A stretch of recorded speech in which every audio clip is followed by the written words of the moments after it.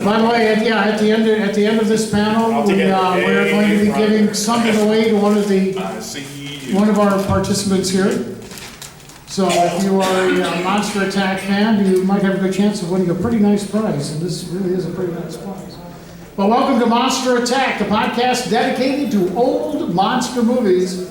And I see a lot of familiar faces. We've been gone for 2 years. We had all kinds of, I was gone 1 year, so we didn't do it, and Mark was gone, and Shane and Madeline couldn't make it last year, so we weren't here last year, so we're back.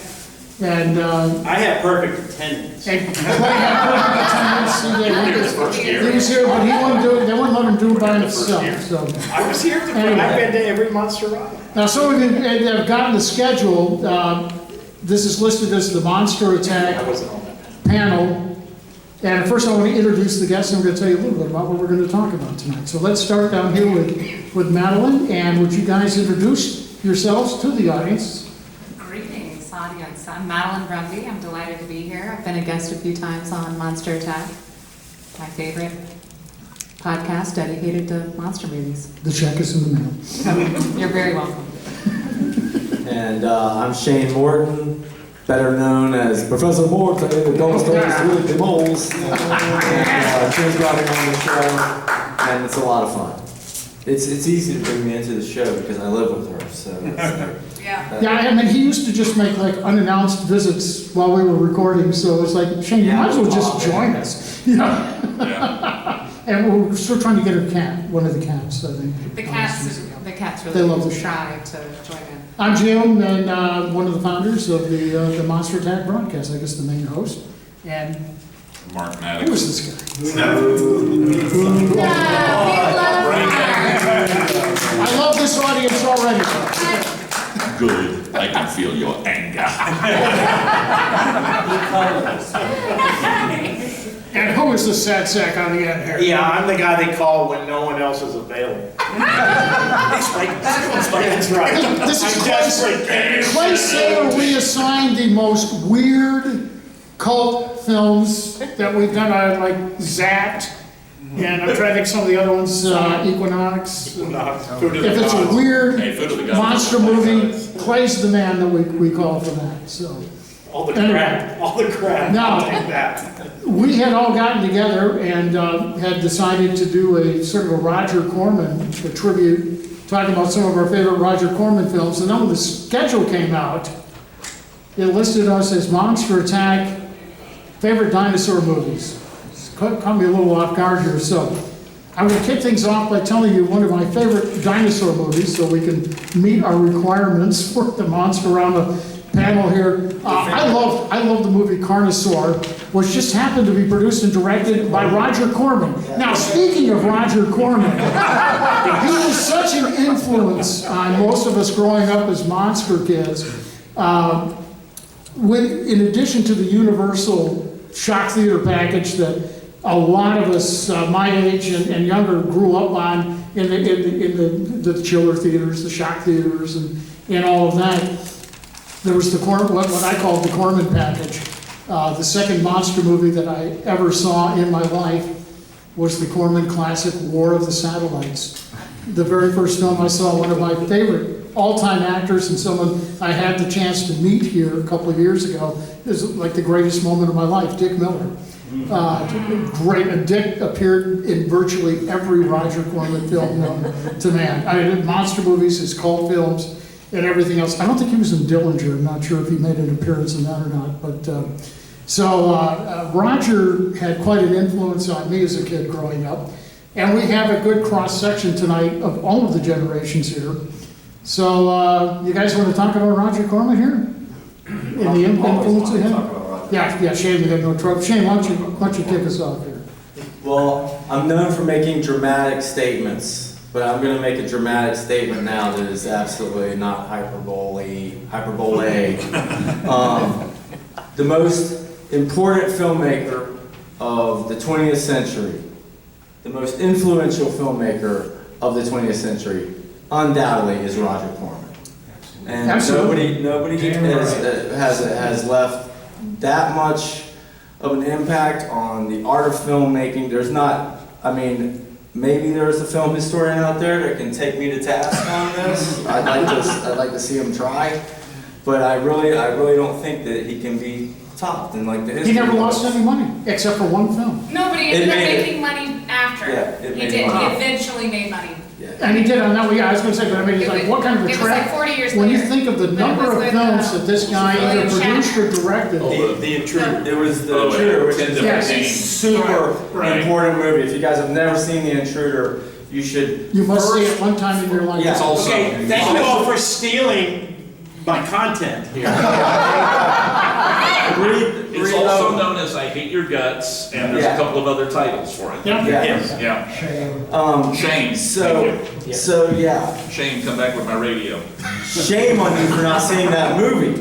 No, it's an incredible movie, and you should really, before you watch it, read the book that Corman wrote about making it. Sympathy Press just re-released it a couple years ago, and it's amazing. Like these guys, Corman like went into a meeting with these KKK guys so they could get the ability to shoot this thing, and he had a gun on it because he was thinking he was gonna have to shoot his way out of this coffee shop. Like they talk about a maverick filmmaker. Like he's got so many stories, but just the making of that, you know, the scene where they were driving out of town at the end of that, Yeah. the crosses are burning, and it's just like they thought they were really gonna die.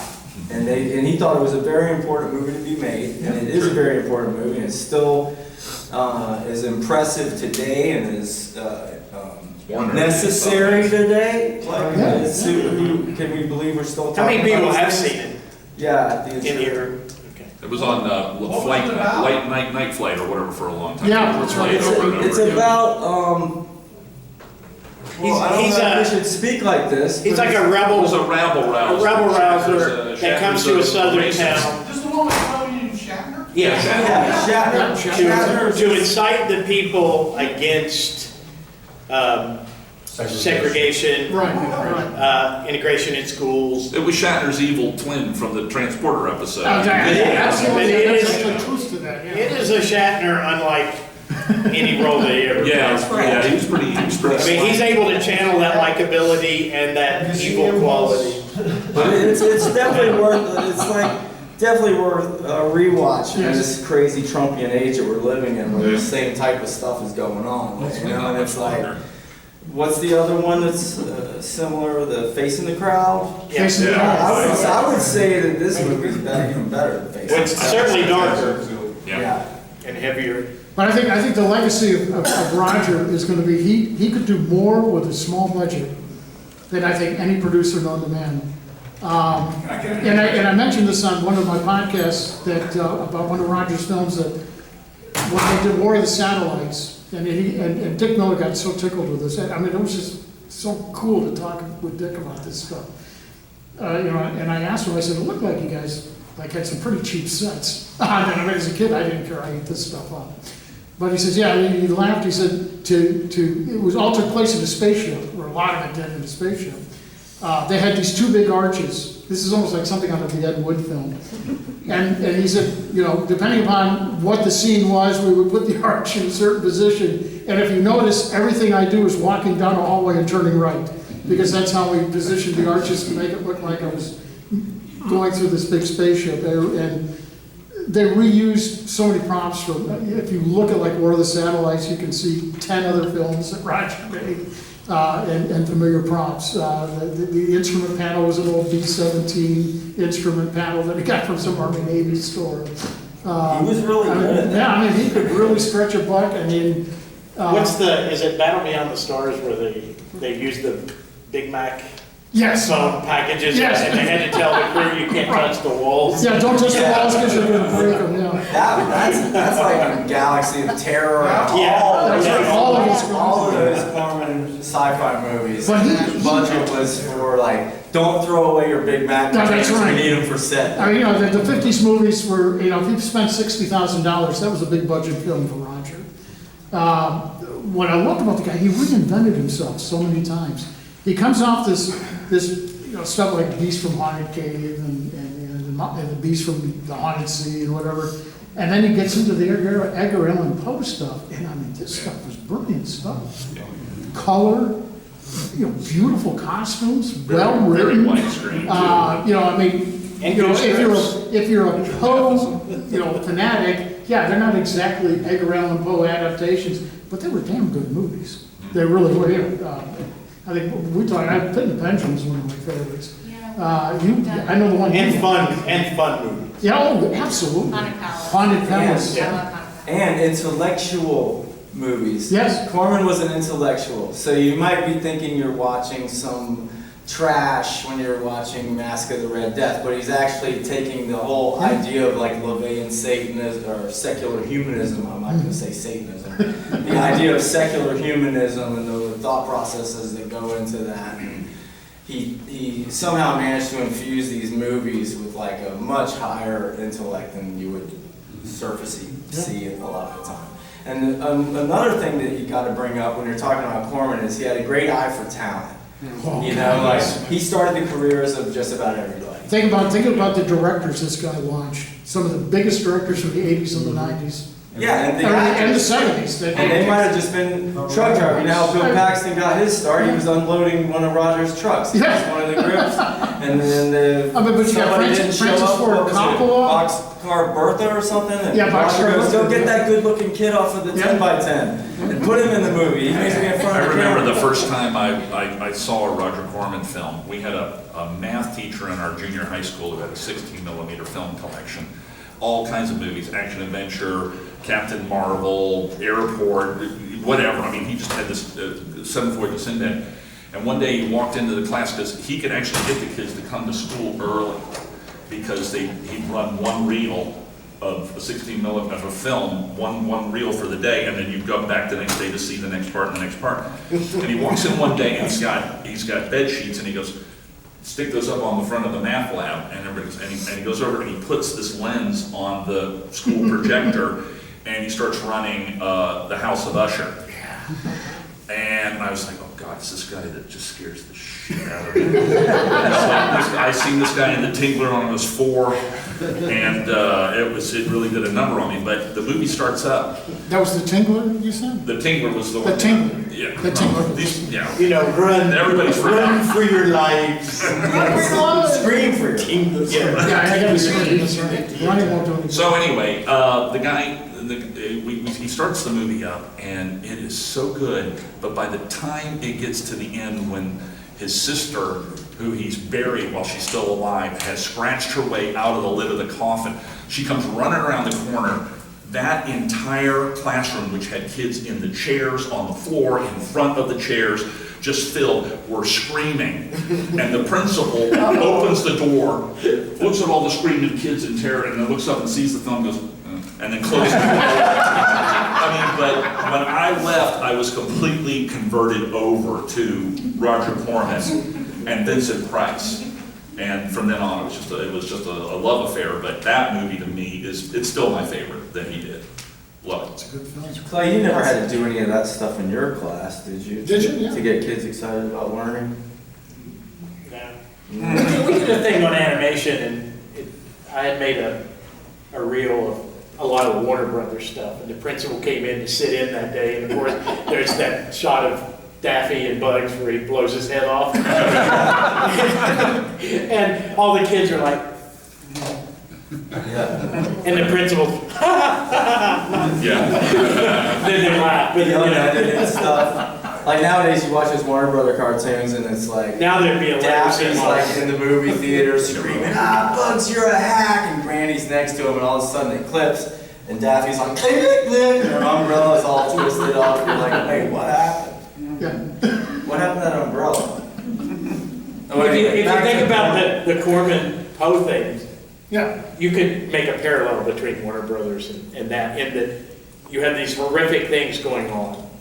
But then the way they're presented is with such a sense of humor that it works, and it works for Well, yeah, kids, it works for definitely adults, Peter it Lorre works, you know. Jack Nicholson. And Without you sitting there going, oh, this is awful, this is. Like you with talk about great the art Raven, direction. the Raven, the Comedy of Terrors, yeah, it's Yeah. hilarious. So, a lot of the reason those Corman Poe movies are so perfect is because the art director, Daniel Haller, was like a genius, and he was able to pull all this stuff for nothing. Like, if you study Daniel Haller, Like, I wish they'd write a book about him, because there's not They a should. whole lot of stuff You about should. him. Yeah.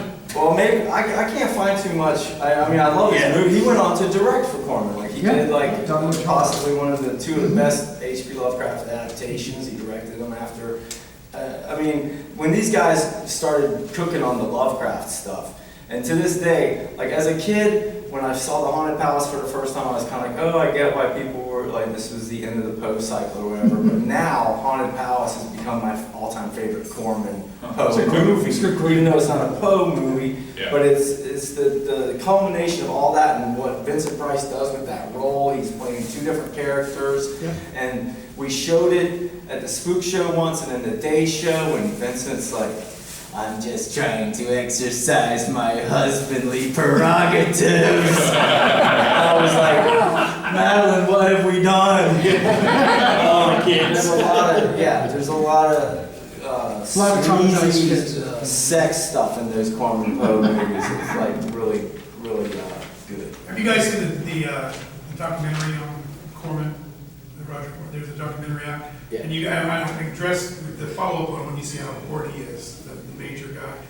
Jack Nicholson cries in the documentary. Oh, yeah. Oh, yeah, absolutely, yeah. And to get, you know, to have that, I mean, the Jack to open up and do that in the documentary, little just showing up and doing a soundbite, let alone the thing he cries, talking about what the break that Roger Corman. Well, the man never would have had a career without Roger Corman. And I it's mean, like- It was like nobody would, everybody working in Hollywood today, That's right. he starts laying Yeah. it all out. Yeah. And then he starts getting like, overwhelmed. Yeah. He's like, Yeah. oh God, I hope people It's know that we love him, you know. And the second thing I was gonna say, well, actually, there's three things I got to Before. The Oscar, I was so glad they finally gave him an honorary Oscar. I would have loved to see the montage reel, but they don't do that at these ceremonies anymore. It's a separate somewhere, and they won't, because the rights issue, you probably never see that montage they put together. Can you imagine a montage reel for Roger Corman's career? Yeah. Yeah, it'd be like 4 hours long. Yeah. And the third thing I love, the Ron Howard story, where Ron's doing, I think the one he directed, or he did two auto theft. Yeah, Eat My Dust. Grand Theft Auto, and Yeah. Gone in 60 Seconds. I forget which one. Eat My Dust. Yeah, Oh, he said, Eat My Dust, he said, I'll let you direct Eat My Dust Yeah, if yeah. you make these movies. Right. He made a deal with Corman so that he could So the one he's direct his directing, own, yeah. so the one he's directing, he needs more crowd in the audience. And he's, you know, goes up to Roger and goes, Roger, I need more people here. And Roger goes, no, it's not, they don't have the money. He goes, but Ronnie, you gotta look at it this way. You get this movie done, it's successful, you never have to work for me again. And of course, that was the story of Ronnie. That's exactly what happened. So, you know, and that's the story of a lot of those guys, you know, Yeah. I mean, Dante and John Demme. and John Demme, Demme, yeah. I mean, major directors. Yeah. That this all came from him. Yeah, Coppola wrote a lot of his screenplays, Yeah. and then they went on to, you know.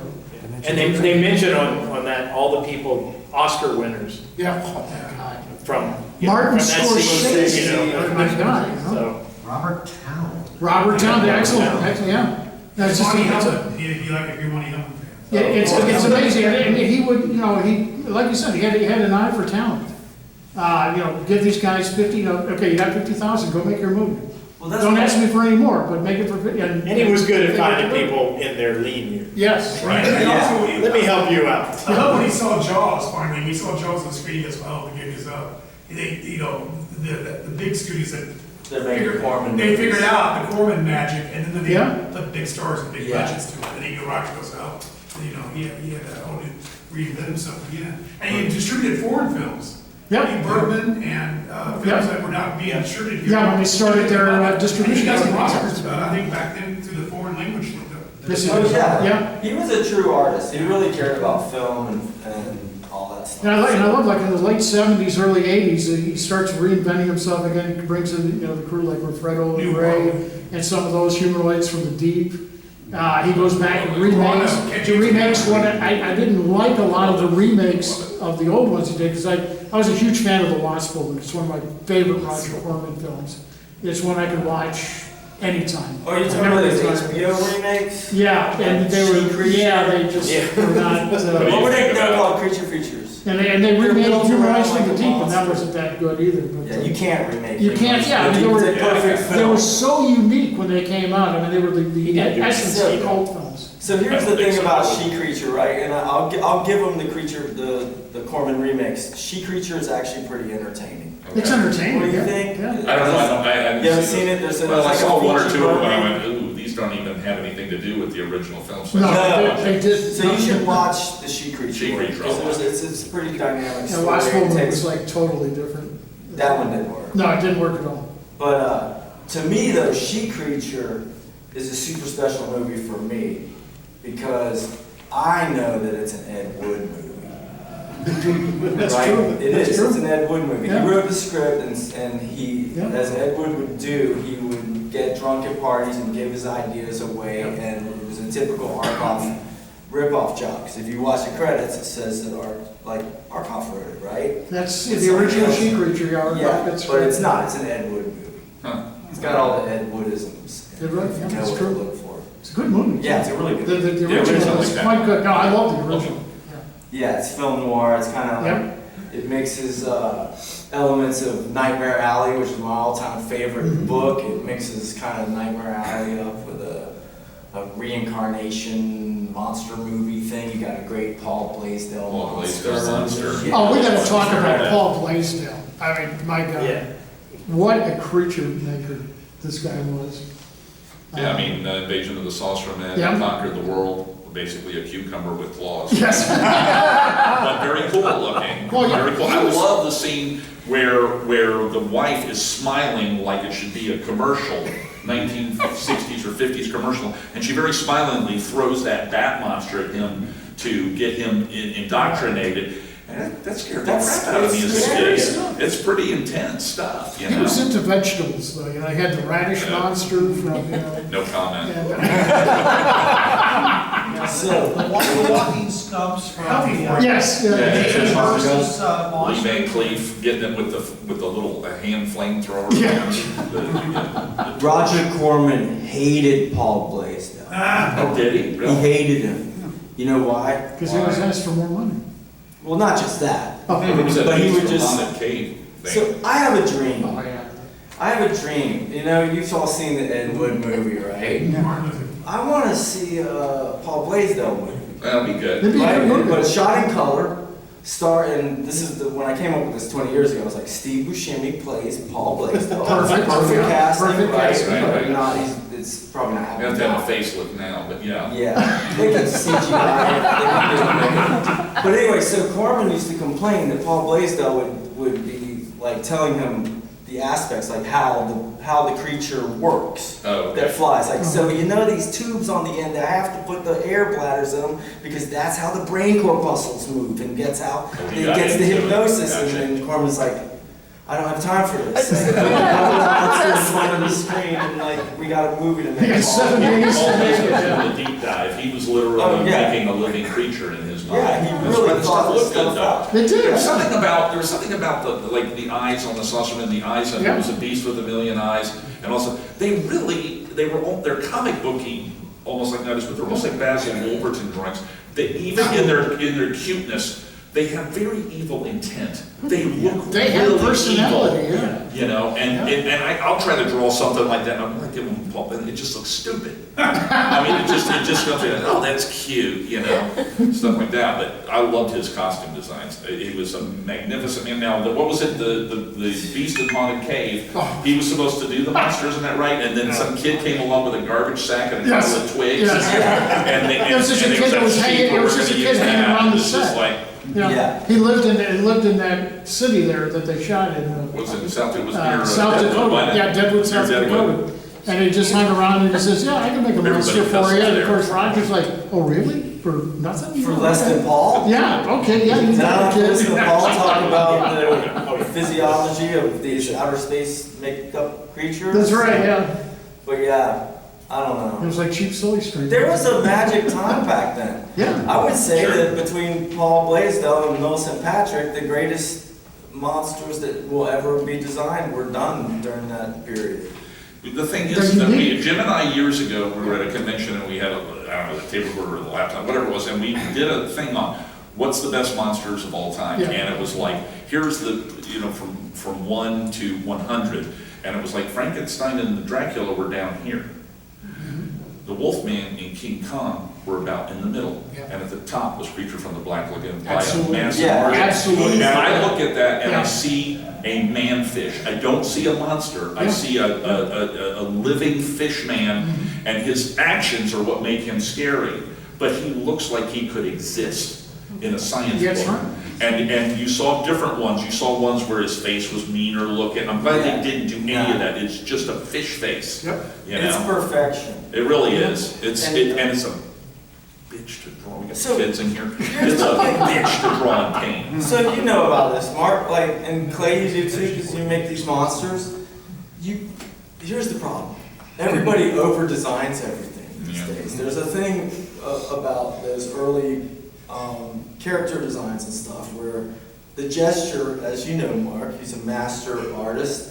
The gesture is the most important part of the whole thing, right, Clay? Yeah. Like, and if you overdraw and overdo it, you lose your gesture and you lose your thing. And that's like the most powerful thing about like Energy. Bill The St. energy. Patrick's Yeah. stuff is you can see those those 3 lines that she was like, oh, well, this is what the creature is. These 3 lines across the top of his head. Oh, and I'm going to mirror them down here. And and I'm not going to mess with that. It's like those first things that she did are in the finished piece. And the simplicity of that like stands the test of time, you know, right? I mean, Beautiful thing. Yeah. Oh, it's, Blaisdell's things really come down to a couple words. Here's my keyword, this, and this. Okay, now let's go make a monster. Yeah.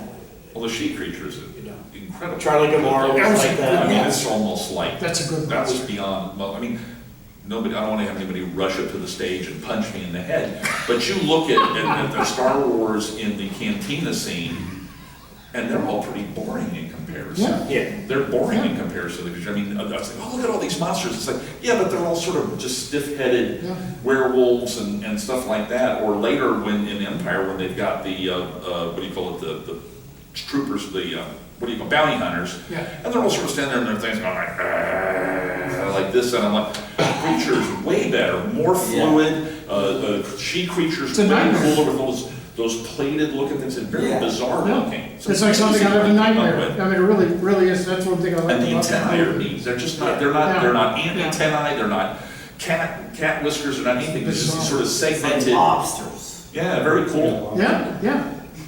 It's like something out of a nightmare. I mean, So- it's very nightmarish quality about it. But back to Corman, Yeah. he knew that these people were these top designers, and it was like, even if Paul Blaisdell's driving him crazy, then Paul Blaisdell's gonna be the guy that does the Saucerman, because he's gonna overthink this creature enough where its hands detach, and it's got eyeballs in its hands, and I know, yeah. hypodermic needles in it, and now we've got like all these drunk jokes, and maybe, I'd like to know more about like how that crazy script even happened, like did they start There's no- did I don't Paul know. Blaisdell start coming up with ideas, and he's like, "Oh, well, that's great. And now they're I drunk." think it was started in I think it was started in an AA meeting. Yeah, The alcohol and the blood kind of thing. it definitely finished in an AA. Yeah, absolutely. Yeah. Pure grain alcohol. There's a monster that injects you with pure grain alcohol.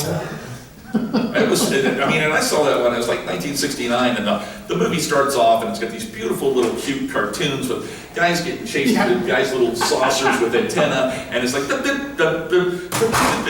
you know, this is going to be really cute. Next thing you know, there's this bull gouging the eye out of this saucerman while it's jamming him with these needle fingers and all that kind of stuff. And I'm sitting here just, well, our resident guy that poops his pants here every year he sees something scary, he's going, but I didn't quite, but it was close.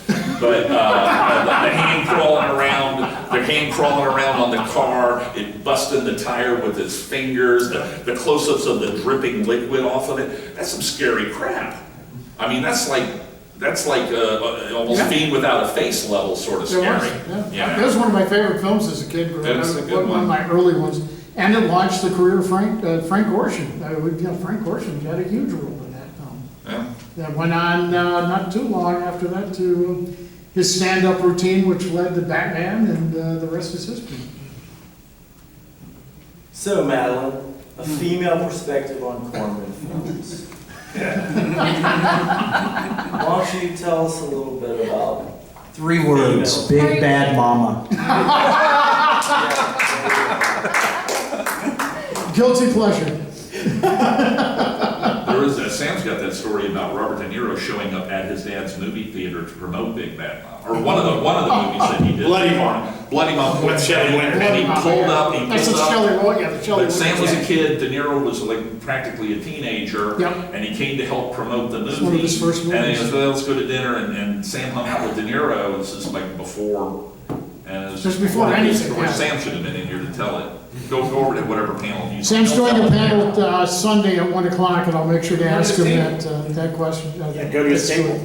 Yeah, really. Yeah. Go ahead, I'm sorry, Madeline, go ahead. Oh, I mean, I'm just She's Big Bad Mama. fascinating. cheerfully listening, just like the audience. Well, he gave, didn't he give, what's her name, Turner Island woman, did she do, work for Corman? Which one? Female director. Well, there were two female directors that Corman gave jobs to. Yeah, Terminal Island, Oh, Terminal Island, yeah, and I'm blanking. on That's that. Tiffany Grossman. Thank you, yeah, Tiffany yeah. Grossman, she. That's right, I always forget about that movie, yeah. Yeah, she, Humanoids from the Deep could have only been directed by a woman. Yes, Humanoids. yeah. certainly. The Creature from the Black Lagoon raping teenagers, that's exactly Yeah. that's where you go through the Rolodex, only the female side. Yeah, Well, there's, it's smart. nobody gets It's like, murdered if I'm in gonna that, get- but they all get taken away and. I'm gonna get away with this, I'll get a woman to direct it and blame it on them. Yeah, that's right. And the remake didn't quite understand what the power of the original one was, because it didn't live up to. Only, That original. only in Humanoids Monsterama with- will. With Doug McClure, I mean, just carries that film to great heights. Carries what, Humanoids from the Deep? Yeah. Everything in that movie carries it. And Oh, absolutely. Oh, and Turtle was great, yeah. Freaking Vic Morrow carries it. The And Fish Monsters Morrow, carry it. yep, yep. The new carries The it. effects Yeah. are amazing. That's for sure. We have a question from the audience, Actually, a comment. Oh, I was just comment gonna about say. humanoids from the deep. I'm Yeah. a pig. Well, Stephanie Rothman did direct it, Yep. but her and Ann Turner were really upset because Roger Corman put all the sexual scenes in it. Yeah, said what? yeah, they weren't supposed to be in Yeah, he it. added And that she was, stuff. and they were pissed Yeah, because they did all the rape scenes and stuff like that. And that was Roger Corman wanted it to have nudity in it. oh, yeah. So, Overseas market. Overseas hell, we love it. Well, I know, but that was a big But part I gotta of admit, it. I was of an age, it was like, oh yeah, I'm liking this how movie many a people lot. were there the night, the week that movie premiered, and before the movie started, because it was so short, they put on a Chilly Willy cartoon? Does anybody remember that? I swear to God, they had a Chilly Willy cartoon, and everybody was like, what's the cartoon? Chilly Willy! It's a good fit. But you know, in the 80s, so many of his movies and contracts were like, you have to have this So much many of it. minutes of nudity, Oh, this yeah. Oh, much yeah, violence, yeah, for the overseas market. Yeah, Yeah. But we didn't see some of that here. well, yeah, but he did, when he took the directors, he would go, okay, you can do whatever you want, but here's my. Oh, yeah. But you've got to have It's a that. requirement. And part of it was new, so much. yeah, all of the obligatory stuff had to be in Was that there. Galaxy of Terror was Corman, wasn't it? Yeah. Yeah. Sure. Yeah. Maggot. The Raving Maggot. Oh my And God. they got trailers with like scenes that were not in the movie, Joe Dante and Alan Arkarsh, were making the trailers. And they had this one shot of a helicopter, and they said they kept on putting it. Oh, that's in every trailer. Yeah. Last time I watched Humanoids, it just seemed different. It's like, I remember a lot more rape as a kid. Yeah, a lot more. Maybe, No, there's only a There's couple like scenes. plenty of rape in that film. but it's not really that much. Not like, as a kid, you Well, it was all remember, man, compressed in that festival scene, basically. Welcome to the rape panel, I watch rape survivors The panel. international version of Heroes from the Deep did finally make it stateside on video.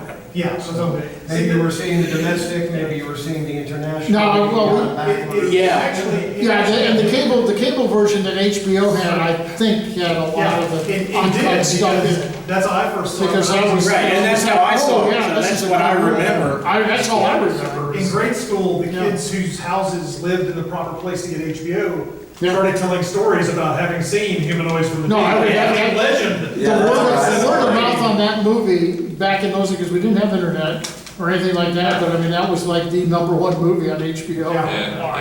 Also Yeah. recall the 1980s phenomenon, which really needs more documentation of adding deleted material to inflate the running time to make up for the stuff that you That's cut true. in the editing. Yeah, Yes. very true, yeah. That's why the Blu-ray doesn't have Chili Willy in it. The TV version of Dead Men Don't Wear Plaid was a masterpiece, and the original theatrical version is okay. Yeah, the original one didn't do anything in the theater. Yeah. The Keep had an ending, who knew? Since you wanted to know what I was gonna say. I said only at Monsterama I remember- would we be having a discussion about humanoids from the deep, and he dropped that line about this is an important piece of cinema. I went and saw the film with And he was so true about it. Never forget that. We left the theater. I was the only person old enough to have seen it. You should have been old enough to No, see it. the first time I saw humanoids, I saw walking it. out I saw into it the on night TV. air, and somebody drove by their car, drove by, and it was the new Van Halen song, "Everybody Wants Some." And I was just like, wow, what a day. But I think it's a terrific movie, and it's not slow. It is fast. Oh, no, it's not The slow. monsters are horrific. It's the There is fastest a little bit of hour. alien ripoff in it and all that kind of stuff, but I think it's a damn fun It's the ride. fastest hour and a half. I sat down and watched it about 3 months ago. It was Yeah. like, Didn't every My movie God. back then end with an alien ripoff like that? pretty much, yeah, if it came out around Even Kramer 1979. versus Kramer. We gotta pick this up. It's subtle, but it's there. Well, Carmen New Talent, so Rob Bottin did the creatures Yep. in Rob Bottin. Humanoids from the Deep. He's Yep. a pretty talented man. Piranha. Oh, Piranha, oh, we gotta talk about Piranha. Another Dick Miller classic, yeah. Couple in love over here. Just a warning, the remake you need to vet before your kids see it. Bradford Dillman It's was awesome. never any better than he We're was gonna in the redo our movie. vows and play it. We're gonna pollute the bastards. Joe Dante got to have fun with Piranha. He did, oh, and it's a fun Joe movie. Dante, he said he wanted a stop motion monster in it. Yeah, So that's they what, put that's the first thing. And Paul Morrissey is the head of it, Yeah. and of course, it's a total ripoff of Jaws, because you've got this resort, it's Yeah. opened up, but they've let loose these kids that went skinny dipping out in front of some secret research station, let all the piranhas out, they're freshwater piranhas, not saltwater piranhas, that they were going to put in the rivers of Vietnam to kill the Viet Cong, and then it got out of hand. And Miller's trying to control the piranhas, I gotta tell you about the piranhas. What are you talking about piranhas? I told you never to mention that. They're eating the guests. What was it about the 70s that we as kids were scared to death of these hidden research facilities and quicksand? Oh, quicksand was frightening. That was a big thing too. Oh, no, And it was these things that didn't exist. Like every town had a research. Every What do you mean 50s quicksand monster doesn't movie exist? had to have quicksand, even if it was in No, downtown Los facilities- Angeles. Those facilities are real. We moved up to Athens, Georgia, me, the wife, and the kids, and I'm standing there, and there's this thing next to our house that looks like a Hulkbuster base. Concrete, satellite dishes, all that kind of stuff, and I'm going, boy, that's really weird. I wonder what the hell's going on here. And a bird landed on a telephone wire, and it had no hair. And it sit there, and just looks at me, and goes, ah! And I'm like, oh, I think it was a cardinal.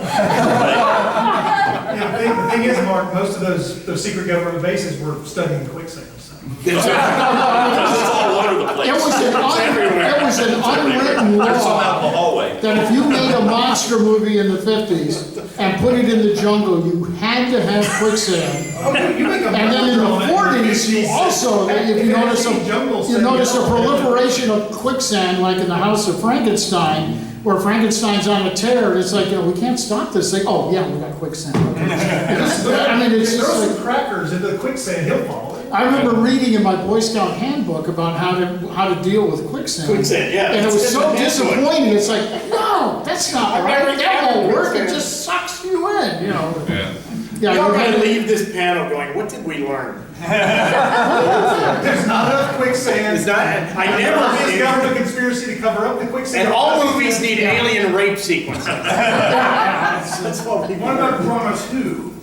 Piranha 2 sucked. I don't care if it was James Cameron, it sucked. Cameron. James Cameron? Yeah, But it was a cross between piranhas and flying fish. Okay, so now we got flying Right. piranhas. No, it didn't work. It didn't work for me. Cameron didn't really direct all. No, I know, but he gets credit for it, but it's just like, it was really pretty. Who did direct it? Yeah, he did all the second. The producer. Yeah, He was doing all, he was still the special effects guy. yeah, Right. Concord or whatever. just didn't quite work on all levels. Were the but- special effects any good at it? Or were they- Not really, no, it was really, no, because this is like just before real animation. What, In $85 movies, so it was for real five? cheap animated stuff, and, There was no Battle Beyond the Stars. no, it wasn't, no, that's a Or classic. Galaxy of That's a Terror. classic. Yeah. Also, like early James That's Cameron a stuff. classic Richard Thomas, George Papard tour de force. Doesn't get any better than that. There's three words you just don't hear enough. Sid. Classic Richard Thomas. Sid Haig. Yeah. Oh, Sid Haig, of course, yeah. Yeah, that movie's got a lot going for Does it. anybody remember that film? I mean, it was like the Enterprise with breasts. Does anybody? Yeah, that's Battle Beyond the And Stars. every time that show is on beat,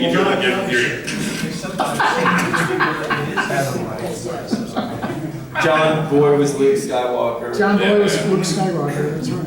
And yeah, Han Solo was George Papard, by the old burned out. Robert Vaughn is in it. Civil Robert Vaughn, yeah, oh, Robert Vaughn, yeah, Robert Vaughn. you couldn't make a movie in the 70s without Roger Vaughn. About Or Robert Vaughn. Danny. Roger Vaughn. Yes. Roger. Roger Vaughn is my. Of course, let's talk about Robert Vaughn's, debut in a Roger Corman film called Teenage Caveman. Unheralded And his hair classic. was, it was.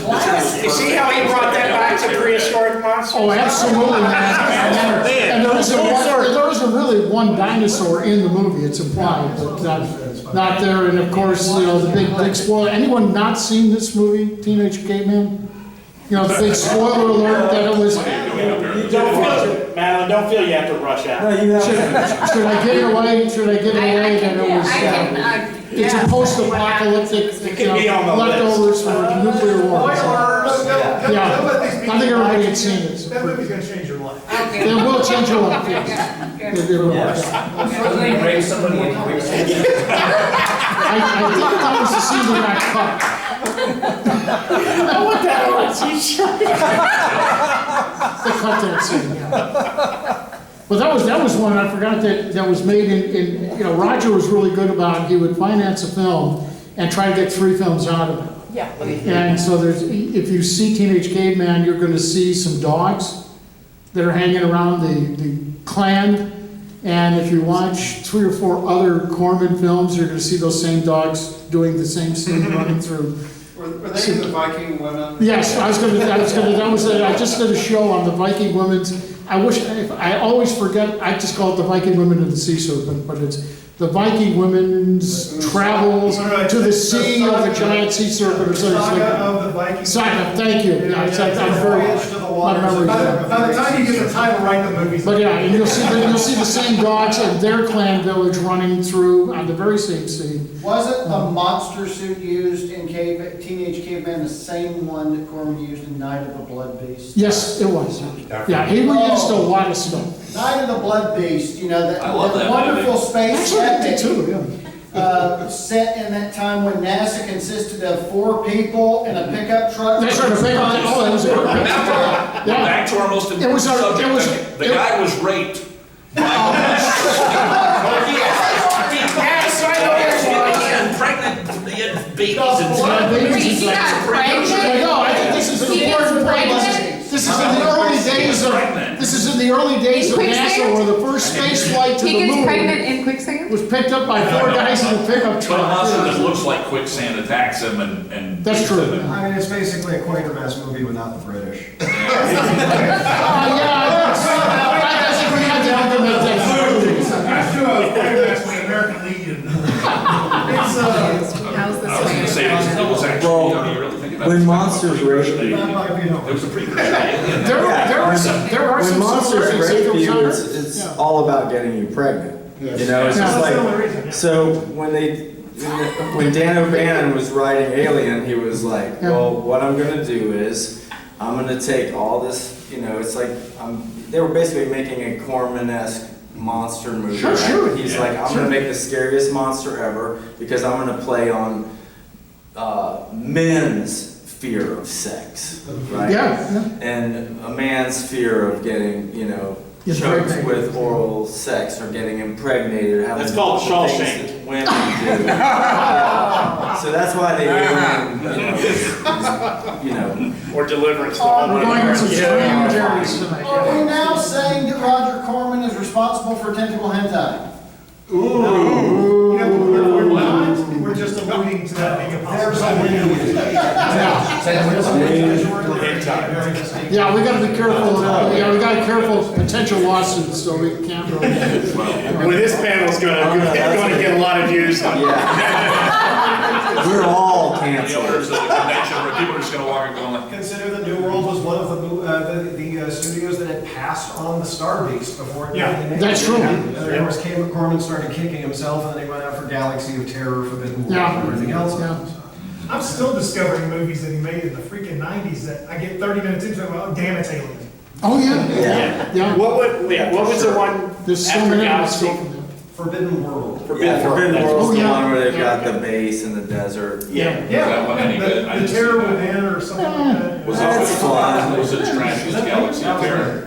No, to me, Galaxy of Terror is awesome. Yeah, yeah. Well, it ain't boring. That is a unique film, one in a million.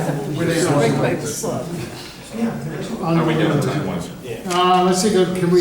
So does anyone have a Corman film that we haven't mentioned yet? Yeah, we still got about like 15 minutes left if you guys have a particular film you want to, comment on Roger Corman film. Shot my horse. Yeah. You first. I'm sorry, it just occurred to me, there's not a monster in it. Oh, except that some of the characters might be. I think of Death Race 2000. Oh, Death Race, a classic, My favorite. yeah. David Carradine, I yeah. love it when they run over that one guy's head. Of course, It he's looks like a called watermelon. Yeah. Actually, I got Stallone is definitely Okay, he's got We one. got another one It here. wasn't released, and it was called Fantastic Four. Yeah, how many, because it's hard to find, it's hard, but it's out there. It's on It's YouTube. out there, it's out there, It's probably in the dealer room right now. Yeah. it's worth a look, it's better than most Fantastic Four movies that That I've is seen. sad. Hey, Best Dr. It's the very end with It's pretty much a made for It's TV. worth the whole movie. Good Fantastic Fours with Jack Nicholson. Oh, absolutely, yeah. Good. Madeline loves Little Shop of Horrors. Love that. Oh, that's a good one. Cameos. Oh, yeah, he shows up in a Philadelphia. Bunch of his stuff. 13. Godfather. Silence of the Lambs. Godfather 2, actually. Yep. yes. And Silence of the Lambs. Yeah. Cannonball with Ian And it was never released. They Oh, did- Cannonball. Yeah. Yeah, they had to film it. Only I would pick that. Yeah, I know you would pick Like that. those Garfield. Who else is raising their hand? I know there's bunches that we've Got back there. Say a couple of an existential monster and a more liberal one. Corman's last two directorial efforts, separated by decades, Von Richthofen and Brown about the Red Death, Excellent film. Right. Yeah. and Frankenstein Unbound, which was See, I love, yeah, I thought it was Thank I you. read the book just before I saw the film, and I thought it was pretty good. No, yeah, thanks for bringing that up, because I remember I walked into that, I didn't know much about it. I think that actually had like a. I knew it was a Corman film, but it's one of the most unique takes on the story I've ever seen. Excellent film. Directed it along. So that was his last director. Came out of return. So Release it. Dick Miller. Dick Miller, Okay. absolutely. He's in all those movies. Yep. We got to hang out with Dick Miller one Absolutely, weekend. yeah. And him and his 2018. beautiful wife. No, were we in Texas? Oh, you come at another He was time, there. that's right. So Yeah, he was like, yeah. I was telling his wife, I was like, whenever I need Dick, I just put on Bucket of Blood. She was like, whenever I need Dick, I just turn over.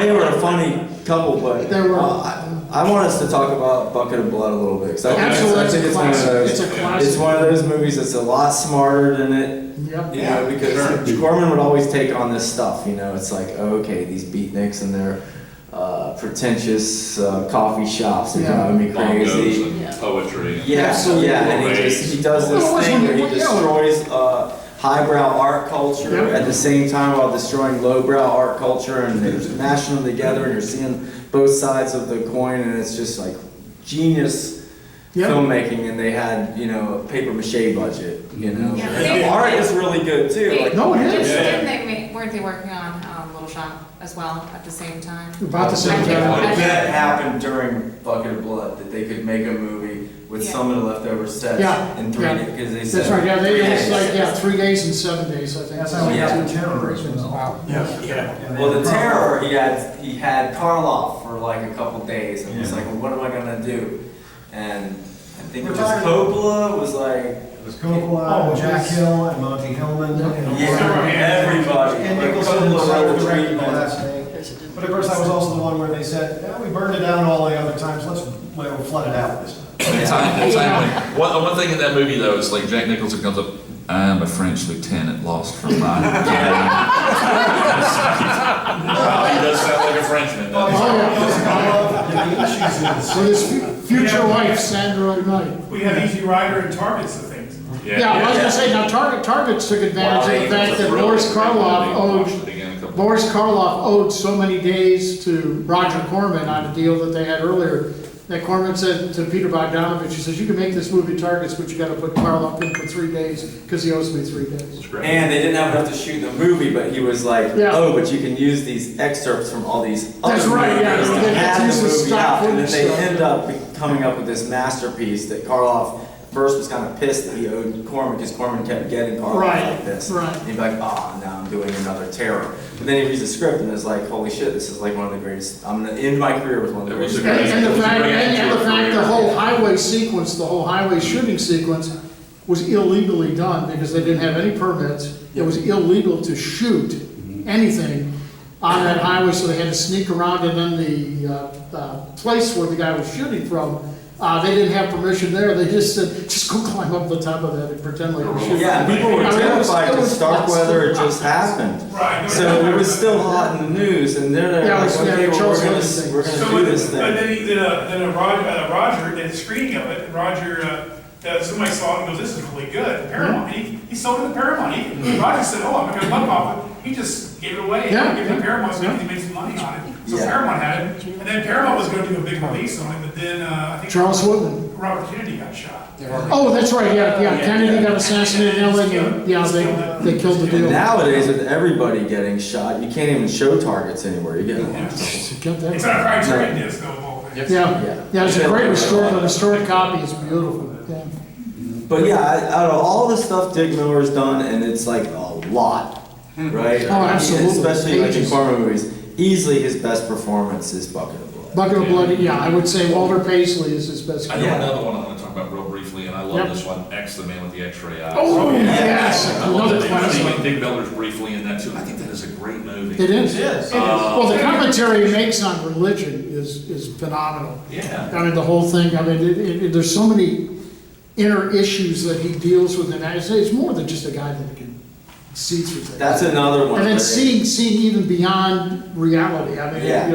it drives you mad because you see.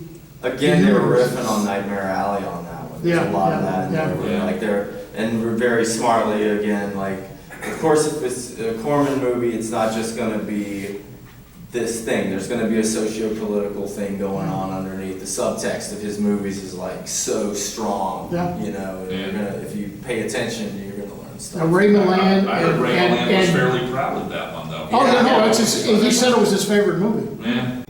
And then Don Rickles, brilliant in that movie, Yeah. the short role that he had was perfect for. Yeah, he's scary in it. He is, he's very He's scary. mean yeah. and scary. I Absolutely. don't like that Don Rickles. Oh. Yeah. I want cute Don Rickles that's mean and He scary. wasn't that scary Yeah. again. He wasn't that scary. Rickles wasn't that scary again until Casino, for God's sake, where he's much True. more of a victim, but he's still kind of one of those. He was people that scary when he realize- rots in that vampire movie. Oh yeah, Dead Heat. Well, people forget how good of an actor Rickles was because they think. Oh, Innocent Blood. But when Don Rickles, and they open up those curtains to help him because they think he's having a seizure and his skin Yeah. starts breaking Yeah, off. Why am I set up with That was Dead scary as Heat? hell. Then he was the one that took this combo and treated millions. Yes. Yeah, I saw never even. What is good? Just Yeah, it's not a good. question It was for entertaining. the folks, if you're talking about Roger Corman, Bucket of Blood's a good example of this because I can't remember if it was Corman himself or his wife who stated in an interview at some point that Bucket of Blood is like one of the best examples of Corman's sense of humor. Oh, absolutely. Like Yeah. just put on film perfectly. This is, Yep. that's what Corman's sense of humor is like. And at the same time, though, there are all these stories over the decades of films that he was producing where he would get angry when people would start to put humor into certain films, and he would go in and extract it and take it out. And there's that line that he talked about, is that if you start putting humor into a situation where it doesn't work, then it breaks the film. And it's just like, yeah, but you were always putting humor into everything, man. It's like he didn't trust some people to use humor in the right way or the way he wanted it to be. But I think his sense of humor, I mean, Little Shop of Horrors is a good example of that, where Oh, it's funny as hell. it's incredibly funny, but it's from such a skewed point of view where he's setting himself up to puncture everybody. Well, the whole Just make fun of one dragnet, side. the whole dragnet Yeah. satire thing in there is The just whole idea is to hilarious. make fun of every side of Absolutely. the situation, Yeah. not I just mean- one or the other. Humor, like, that's tricky stuff, right? It is. Yeah. It's like, yeah, It's the hardest thing in the world. It's the hardest trickier The than hardest sex thing. because Comedy's it's the like, hardest thing is to it make. gonna be Bill Hicks or is it gonna be Carrot Top? You know, like what are you gonna get? Right, right. And then mix it with horror.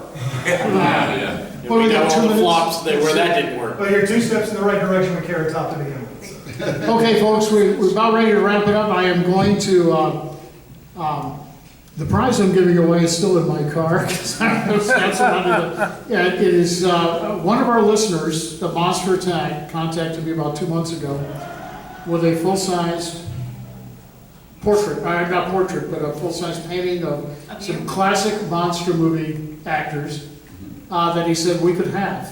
And I said, well, I'm going to give it away, Monsterama. It's a beautiful portrait. And so I'm going to ask a question. I'm going to need your eyes here. We'll don't yell out the answer. It's a trivia question. But raise your hand, and then we'll get the first person who raises their hand. If you saw the movie Targets, you're going to have some luck with this one.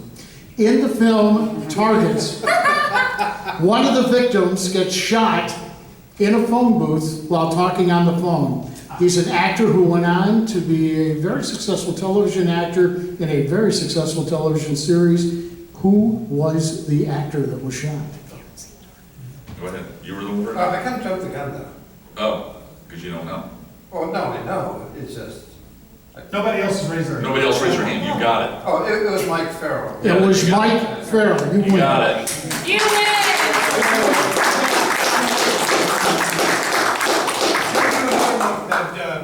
Oh, you say do another one. Oh, do another one. Bonus God, I only had question. one question. I need someone to give me a Bonus question. Bonus question. Let me see here. Mhm. Go ahead. Bonus. Oh, you have one? No, I'm trying to think of it. I'm talking to her. Do you have one?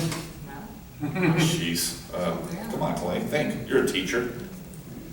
I should, I used to do trivia for a living, and I should have prepared more than one question. What is the first sculpture that Dick Miller?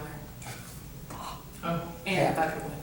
I don't know. I think he was This was all- Rob, I think, whose hand went It up? was here or here. I think it was- I think everybody's saying it was that. He was here. Yeah, Rob, I saw your hands up. Cat with the. Yes, it was. You The win! title of the artwork This is was Big Alien, Cat. Alien from the Abyss. And there's some raping in there. But it's not a Roger Corman movie. So it's rapey. And if you will meet Male at the prejudice. Maker's Room, we'll just do it. Oh, Queen of Queen Blood. of Blood. We forgot Queen of Blood. Well, I just love that movie. I'll run and get it out of my car and I'll bring it to the Maker's Room and to give to you guys, because it's big. It's a big portrait of some classic monster movie actors, and folks, this went by way too fast. And we could have probably gone another hour and had a blast, but thank you for supporting Monster. We'll be back again next year. Yes, and beware the quicksand on your way out. I got Madeline, I gotta go host the. well, you and Shane, I want a picture real quick. Oh, yeah, wait a minute, where's Shane? I got Yeah. Shane. Shane. Shane, can we do a quick picture? Let's get a quick picture of everybody. Hey, Richard, can you shoot a picture of us? Yeah. We've really got a picture of all of us together. All right, let's go. Yeah. Okay, you gotta send it to us. Good. Now, this isn't Monster. Sorry, somebody's hair. I can't It's see the shades of that. It's a pretty good film. Ready, one, there you go, everybody here. 1, 2, 3, cheese. Thank you. Excellent. Oh, excellent. Thanks, Thanks, guys. I'll send this to you guys. Thank you, thank you. Yeah. I couldn't believe it. I gotta go get the painting. Well, I can't believe well, it. we've been able to do two of them so far. Oh, look at that, two events. You're like Barney, you're like Barney from Mission No, Impossible. it's like that thing that, in Arthur, where he breaks that thing, and he's trying to put it together. That was huge. It came in the mail.